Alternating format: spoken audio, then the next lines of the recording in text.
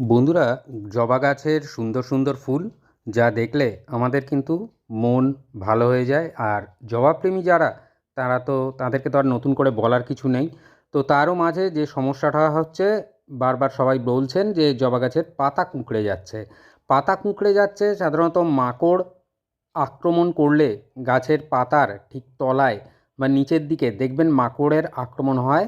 বিভিন্ন রকমের মাকড় হয় যারা কিনা আক্রমণ করে, বাসা বাঁধে এবং দ্রুততার সাথে বংশবিস্তার করে এবং জালের আকার সৃষ্টি করে।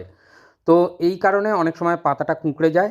বিভিন্ন প্রকার মাকড় বিভিন্নভাবে অ্যাটাক করে, কুঁড়িগুলো হলুদ হয়ে ঝরে যায়, পাতা রুগ্ন হয়ে যায়। কী কারণে এরকম হচ্ছে আমরা কিন্তু বুঝতে পারি না। মাকড় সাধারণত পাতার নিচের অংশে থাকে। তো সেই জন্য বলবো যে অবশ্যই কীটনাশকের ব্যবহারটা করতে হবে। এরকম দেখলে যে আক্রান্ত হয়ে গেছে গাছ, তখন কিন্তু আমাদের কীটনাশক ব্যবহার করতে হবে।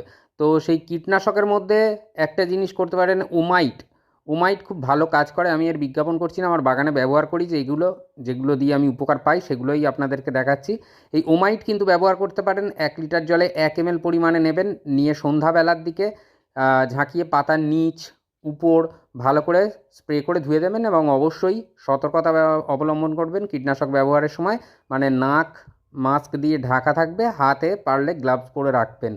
আর ব্যবহার হয়ে গেলে অন্তত বার 3-4 হাতটাকে সাবান দিয়ে ধুয়ে ফেলবেন। তো এইগুলো কীটনাশক ব্যবহার করতে গেলে এগুলো বেসিক জিনিস, এগুলো কিন্তু মাথায় রাখতেই হবে। তো ওমাইট ব্যবহার করতে পারেন 2 দিনের ব্যবধানে আক্রান্ত গাছে, খুব ভালো কাজ দেয়। না হলে অর্গ্যানিক আরেকটি কীটনাশক আছে, জৈব পদ্ধতি মেনে তৈরি করা হয়েছে, সেটা হচ্ছে এই কাকা। কাকা কীটনাশক আপনারা 1 লিটার জলে 1.5 ml থেকে 2 ml পর্যন্ত নিতে পারেন। নিয়ে সন্ধ্যাবেলার দিকে স্প্রে করে দেবেন। যে কোনো কীটনাশক সবসময় সন্ধ্যাবেলার দিকে, বিকেলে সূর্যাস্ত হচ্ছে তারপরে স্প্রে করলে দুর্দান্ত রেজাল্ট পাওয়া যায়। আক্রান্ত গাছে 2 দিনের ব্যবধানে করবেন।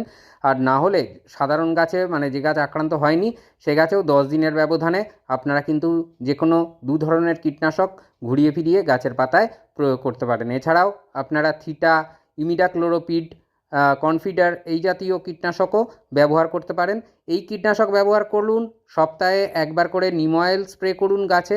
দেখবেন কোনো ধরনের পাতা কোঁকড়ানো সমস্যা বা অন্য কোনো পোকামাকড় দ্বারা আপনার গাছ কিন্তু আক্রান্ত হচ্ছে না। সহজে বাঁচিয়ে রাখতে গেলে গাছকে এইভাবে আপনাদের পরিচর্যাটা করতেই হবে। আর করে ফেলুন, দেখুন বাগান একদম সুস্থ থাকছে।